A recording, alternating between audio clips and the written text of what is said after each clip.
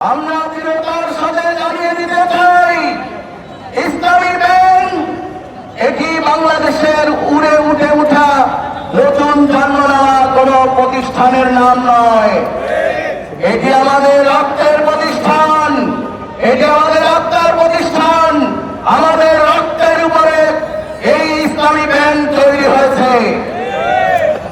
আমরা যদি আপনারা আপনাদের সিদ্ধান্ত প্রত্যাহার না করেন, আমরা দেখেছি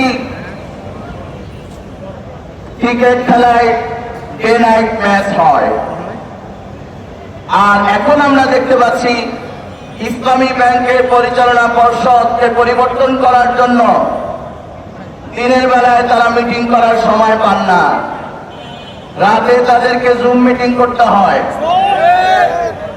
যদি আপনাদের এই অবস্থা হয়, আপনারা নিজেরাই দেশবাসী বুঝতে পারছেন, দেশবাসী তারা ভালো করে বুঝতে পেরেছেন আপনাদের ভ্যালিডিটি লিগ্যালিটি কোন পর্যায়ে গিয়ে থেকে।